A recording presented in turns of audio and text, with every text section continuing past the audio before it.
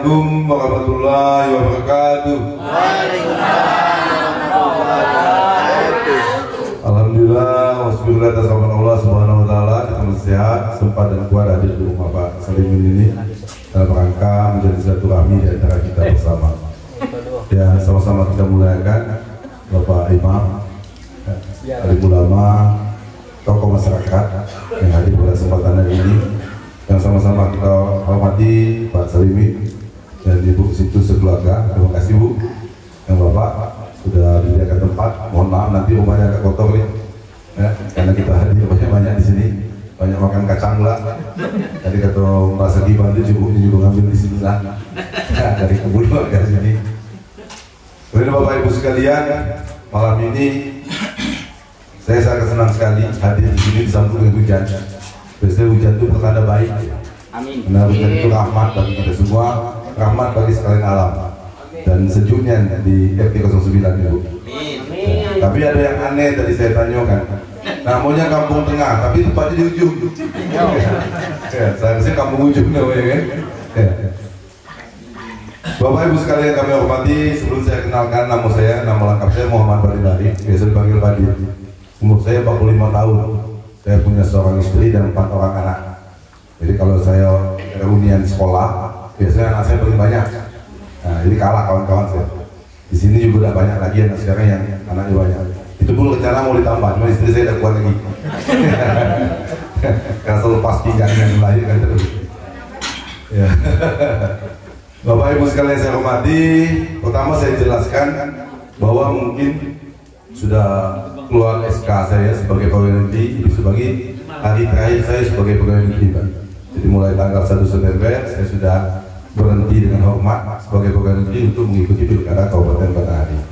Dan sudah jalan hidup saya bahwa saya ternyata tidak bisa sampai pensiun, tidak bisa menuntaskan sampai pensiun. Karena aturan pegawai negeri itu syarat pensiun minimal umurnya 50 tahun. Dan ini sudah Bang Batiar, pasangan kita itu sudah pensiun ya, karena umurnya di atas 50 tahun. Walaupun pensiun dipercepat, belum waktunya pensiun tapi sudah pensiun. Kalau saya karena aturan pelaku di Indonesia begitu, saya mau berhenti. Kemudian berlagi sejarah tentang mengikuti pilkada ini. Saya ini sudah 2 tahun setengah meninggalkan Kabupaten Batanghari. Pada awalnya tidak terpikir mau ikut pilkada, tapi didatangi sahabat, kerabat, tokoh Batanghari, termasuk pensiunan, bahwa sepertinya tenaga saya diperlukan di Kabupaten Batanghari. Karena saya sudah hijrah di pas lari bulan Muharram, saya sudah hijrah ke Kabupaten Jambi. Melihat itu tentu sebagai orang Batanghari timbul kewajiban kita untuk membangun Kabupaten Batanghari. Apa yang kita rasakan selama ini, ternyata tidak ada pergerakan atau hasil yang meningkat dari tahun ke tahun terhadap Kabupaten Batanghari. Kita sering mendengar kata-kata pemimpin di Batanghari tentang ekonomi kerakyatan, tapi prakteknya tidak ketemu gitu. Ekonomi kerakyatan seperti apa? Kalau berbicara ekonomi kerakyatan di Batanghari, berarti yang harus diperhatikan ya sektor pertanian. Tapi macam-macam pertaniannya. Ada sawah, ada kebun, ada ternak, ada ikan. Karena ini hajat hidup orang Batanghari. 80% orang Batanghari ini, lebih dari 80% itu profesinya petani dengan berbagai sektor tadi. Dan ini yang tidak fokus dilakukan di Kabupaten Batanghari. Sawah yang ada hasilnya belum optimal. Potensi sawah yang ada itu juga belum dikerjakan dengan baik. Karena kita tahu sanak saudara kita di Jawa begitu nikmat dengan sawah yang mereka punya. Idealnya sawah itu sehektar harus di atas 6 ton hasil, 6 sampai 8 ton. Tapi di Batanghari sawahnya hasilnya cuma 2 ton. Dan ini tidak akan membuat sejahtera masyarakat. Kemudian apalagi yang masalah di Batanghari? Setiap harga getah turun, setiap harga sawit turun, petaninya terjerit-jerit, teriak-teriak petaninya. Tapi di tempat lain harganya juga begitu. Karena kita ketahui tidak ada yang bisa menentukan harga nih, presiden pun tidak mampu. Jangankan bupati atau gubernur. Yang jadi masalah bukan harga di kita itu, tapi hasil produksinya yang kecil. Di tempat lain kebun karet itu sehektar sekali nyadap, sekali motong itu 50 sampai 80 kilo. Di tempat kita 5 sampai 7 kilo. Harga 20.000 itu dikit juga duitnya. Masalahnya di mana kalau kita turunkan lagi? Bibitnya tidak jelas. Petani tidak pernah didampingi oleh petugas dari pemerintah, sehingga petaninya tidak berdaya atau tidak punya ilmu untuk merawat kebunnya dengan baik. Sawit juga begitu. Idealnya kebun sawit itu hektarnya 3 ton. Di sini ada dapat 3 kuintal, ada dapat 4 kuintal. Ini juga Jadi miskin itu akan bertambah-tambah di Kabupaten Batanghari. Maksud sektor lain ternak. Ternak itu pasti dia seiring dengan kebun. Karena makanan ternak ada di kebun. Pada saat kebunnya jadi, ternaknya dibuat, dia tambah sejahtera lah petani itu. Apalagi kemudian yang kedua, masuk ke sektor industri. Di Batanghari banyak industri kecil. Yang macam Pak Sekliban lakukan ini, saya ada pertemuan di Simpang Kilangan, bahwa tidak ada perlindungan kepada industri kecil. Setiap tahun kita mengeluarkan APBD untuk beli batu bata itu miliaran, tapi kadang-kadang dinikmati oleh orang daerah lain. Ke depan industri kecil itu harus dilindungi dia. Mau batu bata, mau kue, ya kan, kerajinan ibu-ibu, sehingga nanti industrinya akan tumbuh dia. Dengan industri tumbuh, maka pekerjaan akan meningkat, pengangguran akan berkurang. Begitu polanya kalau berkata ekonomi kerakyatan. Kemudian kita tengok lagi, saya sudah 2 kali melakukan survei dan mempelajari data di Kabupaten Batanghari. Masalah besar kita di Batanghari ini, silaturahmi pemimpin dengan rakyatnya tidak terjalin dengan baik. Pemimpin jarang mendatangi rakyatnya. Rakyatnya susah ketemu pemimpinnya. Ini masalah. Karena tanpa ketemu, kita tidak akan bisa menyelesaikan masalah kita. Pemimpin bagaimana dia tetap hadir di tengah masyarakat. Kemudian masyarakat mudah ketemu pemimpinnya. Nah, ini kalau pemimpinnya jangan tidur di bulan, ya susah juga. Ya kan? Negara sudah siapkan fasilitas pemimpin untuk menerima warganya. Itu yang kedua. Yang ketiga di sektor pendidikan. Ya, saya beberapa kali dihubungi orang. Anak dari tamat di Bulian, mau masuk Unja, mau CN, alangkah susahnya masuk. Masalahnya apa? Tamat sama-sama taman. Masalahnya ternyata anak kita tidak dapat pelajaran yang seimbang dengan daerah lain. Sehingga kalau ikut tes, dia akan kalah bersaing. Ini ke depan harus kita baik. Jangan sampai anak kita tamat sekolah jadi pengangguran karena dia tidak punya kemampuan untuk bersaing dengan anak daerah lain. Karena hidup itu persaingan. Siapa yang kalah bersaing nggak akan tertindas. Nah, ini bisa kita siapkan generasi muda ini bagaimana dia bisa memenangkan persaingan ini. Kemudian masalah bantuan sosial. Batanghari ini kita lihat bantuan sosialnya tidak disalurkan dengan tepat sasaran. Sehingga kadang-kadang yang membutuhkan tidak dapat, yang tidak butuh dapat. Ini ke depan harus kita benahi ini. Bagaimana dimutakhirkan terus data-data penerima ini. Memang wajib bagi pemerintah untuk membantu orang yang kurang mampu atau tergolong miskin. Tapi kita niat dan rencanakan ke depan dia menjadi mampu. Karena yang namanya bantuan itu tidak akan membuat senang. Cuman kalau aturannya mati jadi tidak mati, aturannya lapar jadi lapar. Kan cuma itu bantuan itu kan. Dan ini harus diberikan pada orang yang tepat sasaran. Jangan sampai bantuan dapat dengan orang kaya. Kalau bantuan dapat dari orang kaya, kita doakan dia miskin namanya itu. Benar? Salah tuh. Nah, bisa ke depan harus kita baik. Jadi, ya ini harus kita benahi sama-sama Bapak Ibu sekalian. Supaya jangan sampai ada orang kaya jatuh miskin gara-gara dia dapat bantuan. Kita doakan begitu diberarti kan? Nah, kemudian Bapak Ibu sekalian, saya hadir di Kampung Tengah ini pengen mendengar potensi dan masalah yang ada di Kampung Tengah ini. Karena pemimpin itu tugasnya menyelesaikan masalah yang dihadapi oleh rakyatnya. Potensinya apa? Misalnya potensinya memang industri kecil, ya itu yang akan kita kembangkan bagaimana ini berkembang baik di Kampung Tengah ini. Kemudian masalahnya apa? Masalah jalan ke sawah susah, atau jalan ke kebun susah. Nah, ke depan ini harus kita benahi. Bagaimana ke kebun kita tuh lancar, perginya lancar, balik ngangkat hasil juga lancar. Tapi kalau pergi ke kebun jatuh 2-3 kali ya kacau juga kita. Ya, lah tambah pula biaya urut, biaya obat kan. Nah itu yang ke depan juga harus kita benahi bersama Bapak Ibu sekalian. Kita tidak melihat yang sebelum-sebelum ini tidak baik, tapi ternyata tidak ada kemajuan. Siapa yang bisa mengubah Batanghari? Ya orang Batanghari, tidak mungkin orang lain. Saya kebetulan berani nyalon deh, tapi saya tidak bisa berubah tanpa dukungan dari sanak saudara dan sahabat yang ada di Kampung Tengah ini. Apalagi sampai Ibu Situs tadi, mata pilihnya besar di sini, dekat di kota mulai kan. Ini daerah-daerah penunjang kota di Kampung Tengah ini. Kalau dia bagus, maka kotanya akan hidup. Bulian itu kadang-kadang aneh gitu. Saya kan anak saya sudah mulai tidur di sini. Dia pergi jajan ke kota Bulian, masih nanya dia Bulian di mana ya? Gitu. Ya ini sudah di Bulian ini. Ibu kotanya sudah ibu kota kabupaten. Ini masih bertanya Bulian di mana? Ini ke depan jangan lagi. Sehingga besok orang sesat di Bulian ini, pikir orang ibu kota kecamatan, tapi sudah ibu kota kabupaten, karena sepi. Kenapa sepi? Tidak ada upaya khusus dari pemerintah untuk membuatnya ramai. Kalau kota itu sepi, tidak akan timbul perdagangan, tidak akan timbul industri kecil.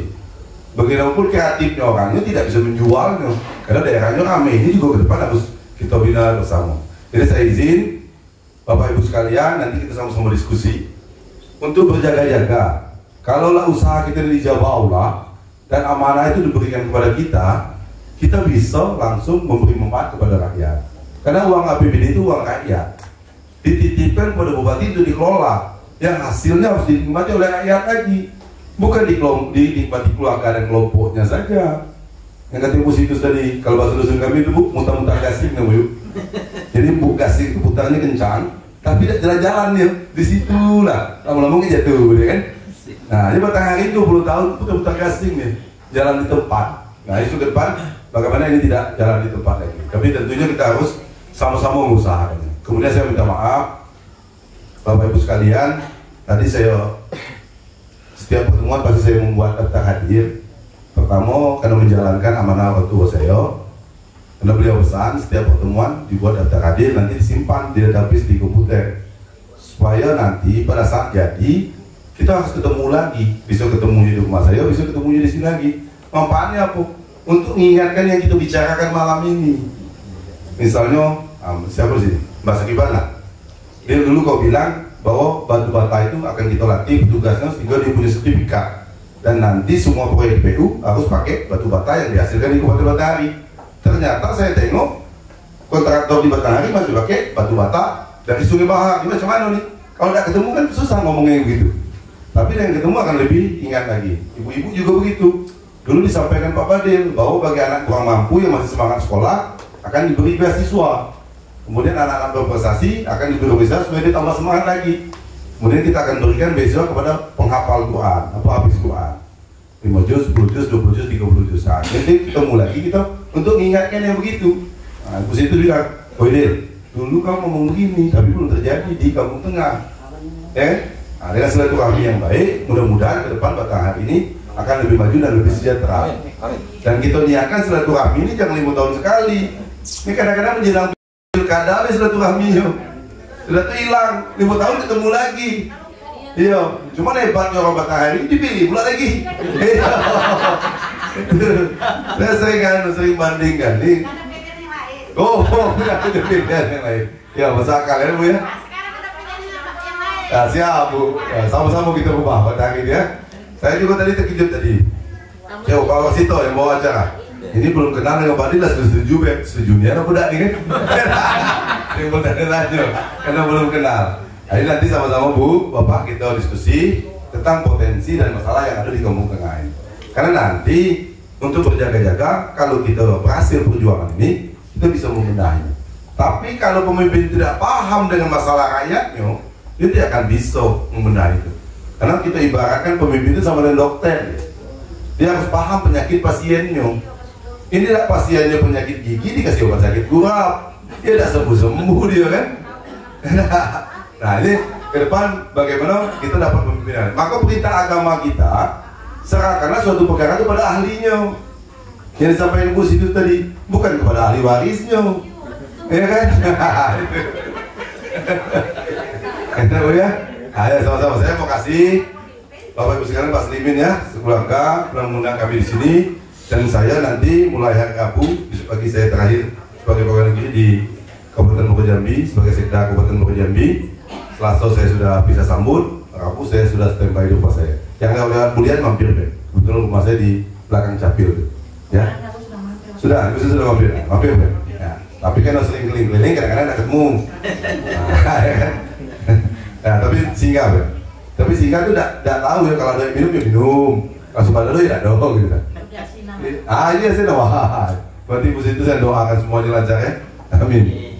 Jadi itu terima kasih Bapak Ibu sekalian sudah menyempatkan waktu dan kebetulan hari hujan.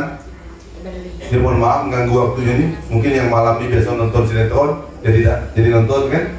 Apalagi yang bawa bapaknya hari hujan kadang-kadang berjanji pula dengan bininya paling cepat. Ya, nah ini terganggu. Terima kasih Pak Joko ya. Pak Joko ini sering berjanji dengan bininya kalau hari hujan ini. Ya, terima kasih Mbak, ya Pak Imam. Dan tokoh-tokoh pemuda yang hadir di sini, dan nanti sama-sama kita diskusi bagaimana besok kehidupan kita menjadi lebih baik lagi, bagaimana Batanghari menjadi lebih maju. Terima kasih atas segala perhatian. dan mohon maaf atas segala kekurangan. Wallahu muwaffiq ila aqwamit thoriq. Wassalamualaikum warahmatullahi wabarakatuh. Waalaikumsalam wabarakatuh.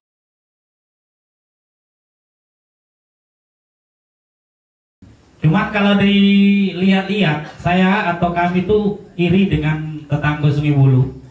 Ya, itu masalah penerangan. Kalau di kita bayar listrik tuh Pak, itu memang ada lampu jalan di situ, biaya yang kita bayarkan Bang ya. Nah, cuman kami itu yang warga Kampung Tengah ini cuman bayar setiap bulan, cuman tidak pernah ada itu. Jadi mohon ini ke depan kalau yang mudah-mudahan Bapak diberi amanat oleh masyarakat Batanghari untuk diperhatikan, mengingat itu juga kalau masuk kota Muara Bulian kok masih gelap gulita. Nah itu. Pastinya kalau nampaknya dari Simpang Aro tuh sudah itu di wilayah RT Mas Joko nih sudah itu Pak, sudah ada lampu jalan. Di Sungai Bulo kita nyebrang jembatan itu zaman Pak Supriyono, ada sini tadi Pak Supriyono itu sudah terang benderang itu. Nah kami irinian itu Pak dengan masalah lampu jalan. Satu itu bela dulu yang akan kami sampaikan, mudah-mudahan ke depan mendapat respon yang cepat dari pemerintahan yang baru. Saya udah 20 tahun tinggal di Kampung Tengah, pindah dari Timur.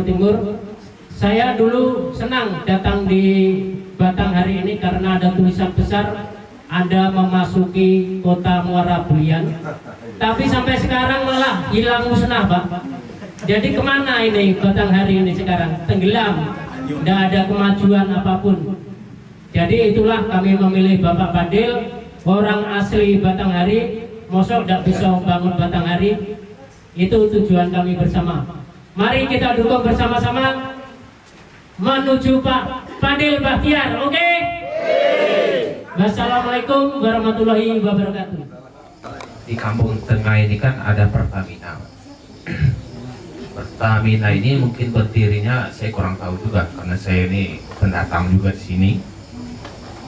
Yang saya mau tanyakan di sini, ada nggak dari program dari Pertamina ini sejenis bantuan atau apa untuk daerah yang ditempatinya Pak? Nah, misalkan bantuan buat warga ataupun kepemudaan. Nah, di sini kalau saya lihat di sini nggak ada sama sekali Pak. Kalau pengajuan proposal minta bantuan kemarin pernah untuk bantuan masjid, kalau nggak salah dulu harus ke Palembang. Sedangkan kalau di sini saya kurang tahu kok pula kemarin dapatnya berapa itu. Apalagi kalau untuk kepemudaan kami ngajukan bola poli saja itu nggak keluar. Bola poli harganya paling berapa sih Bu? Kalau dibanding sama harga minyak yang dihasilkan di sini. Jadi yang saya tanyakan di sini, ada nggak bantuan buat kesejahteraan lingkungan yang ditinggali oleh Pertamina ini? Ini untuk daerah yang di sini. Nah, yang kedua di sini, saya ini kan hobinya olahraga ya Pak. Saya mainnya itu di dekat rumah dinas Bupati Pak, di Kompai. Yang saya tanyakan di sini kok jarang sekali adanya event olahraga. Misalkan di sini Bupati Cup. Nah, misalkan ada bola ataupun bola voli. Di sini nggak ada sama sekali. Saya merantau dari sini 2005. Sudah berapa tahun itu? 10 lebih. Nggak ada sama sekali itu yang namanya Bupati Cup. Jadi kalau bisa di sini pun harus digerakkan semua Pak. Semuanya olahraga pun juga, karena saya mewakili orang yang hobi olahraga juga di sini. Nih Pak, saya mau nanya masalah bantuan yang kata Bapak tadi sering salah itu. Kami ini Kelurahan Teratai RT 9. Kalau RT-nya kami ini RT di tengah Pak. Cuman karena 25 RT RT Teratai ini Pak. Cuman rumah RT kami ini paling ujung. Jadi setiap bantuan tuh RT kami ini kadang ada satu pun tidak dapat RT kami ini. Kayak seperti JPS kemarin Pak, bantuan JPS dari provinsi, Pak RT kami lah ngasih tahu dengan warganya, katanya nama ini dapat. Lah datang Pak ke kantor pos Pak, sampai sana rupanya tak take nama kau tadi. Si kok tidak lah yang kau tadi nak berjualan sayur, tidak pergi jualan, katanya dapat bantuan kan? Jadi nyampe ke sana. Jadi kalau bisa kan kalau banyak RT, apa mungkin Pak Lurah kami ini lah kebanyakan warganya karena RT kalau banyak lah, tidak bisa lah nyaloin Pak Lurah ayo. Nah, jadi kalau bisa tuh pemekaran Pak, kami minta itu lah Pak, pemekaran tuh lah yang kami minta tuh dari dulu tuh, dari almarhum Pak Pata kalau nggak salah minta pemekaran nih. Bukan pemekaran Bu, kita minta desa, jadi desa kalau bisa Pak. Jadi biar bantuan tuh kayak sesuai rimonya dengan warganya kan Pak, memang pas niat gitu. Nah. Terus yang kedua saya nak nanya masalah beasiswa tadi Pak. Kalau bisa memang ada beasiswa untuk mahasiswa berprestasi, macam mana caranya, kemana kami ngurusnya? Karena saya kok anak saya kuliah Pak. Dengan keadaan gini kok, tahu dewek lah Pak, tukang sayur keliling, orang kok banyak pada takut kali dengan tukang sayur, katanya bawa corona lah. Tuh Pak. Pada takut kalau ditelepon nak belanja katanya, "Dak dulu lah Bu," katanya, "Dak dulu lah Pak," katanya kan, kalau nak belanja pada takut gini kan. Kalau bisa memang ada beasiswa tuh di mana kami nak ngurusnya, alhamdulillah anak kok kayaknya IP-nya 4 terus. Kalau memang bisa beasiswa prestasi itu tadi, saya nak ngurusnya. Kemana, perginya ke kantor mana, kalau memang bisa diuruskan Pak. Nah itu Pak yang saya tanya. Kemudian kendala kami jalan Pak. Jadi jalan menuju sawah itu kalau hujan makin ini sulit kita mau lewat tuh. Jadi mohon untuk diperhatikan sama Pak Badir. Yang keduanya, kami pernah dipintai kakak daripada waktu itu bupatinya kalau nggak salah Pak Sahed. Katanya mau dibikinkan BPJS gratis katanya. Kami tunggu-tunggu enggak juga keluar. Akhirnya kami bikin Pak. Sekarang enggak. 2 tahun mungkin saya aktif bayar. Tapi waktu kami aktif BPJS itu perasaan tuh sehat Pak. Nah sekarang mogok, sembuh kempes. Terus terang ini batuk. Nak ke rumah sakit takut duitnya banyak kan itu. Jadi itu mohon Pak kami diusahakan ya, BPJS itu kalau bisa itu digratiskan Pak. Enggak, kalau dulu kan katanya kalau pegawai sara itu gratis. Masih? Saya buat peraturan itu desa. Nah, Secara otomatis. saya enggak Pak kan. Enggak dapat gratis. Enggak milik ibu Pak. Kemudian yang ketiganya Pak, kami tahun 2019 mau bayar motor ini Pak, termasuk ketakutan deh. Ini ketakutan mana? Matinya itu plat tanggal 20 bulan tahun 2019. Kami datang ke situ 2020. Bukan, sebelum pokoknya kurang dari 20, tanggal 20 masih kalau tidak salah tanggal 8. Tanya Pak, ini habisnya pajak ini berapa ini? Dan lagi syarat-syaratnya apa yang dibawa? Kata dia BPKB yang asli. Kan itu kami belinya butut tuh Pak, motor sudah bekas kan. Ya kita plat mati bayar pajak. Jadi kata dia 530 itu pajak sama plat. Pas sampai tanggal 18 itu saya datang ke situ bawa uang 600. Di titik BPKB-nya katanya ini apa-apaan ini katanya. Nomor serinya itu 6789 harus Bapak ke Jambi katanya kan. Jadi kan kita ke Jambi itu nggak tahu tempatnya itu macam mana. Apakah nggak bisa kalau kita bayar di Batanghari ini atau macam mana itu Pak? Nah, itu di banknya BPKB itu katanya nomor ini apa, padahal itu pas itu sama STNK, BPKB sama plat motor itu. Jadi sampai sekarang malah nggak saya bayar itu Pak. Tapi saya rugi dewek kalau Pak boleh takut. Nah itu karena pajak mati kan, platnya juga mati ya itu. Mohon Pak kalau misalnya apa kan, istilahnya pelayanan publik ke masyarakat itu harus yang jujur, yang macam-macam lah. Kalau mau minta uang sangon ya minta baik berapa kan macam itu. Jangan dibelak-belit kan itu. Itulah. Terima kasih Pak. Wassalamualaikum warahmatullahi wabarakatuh.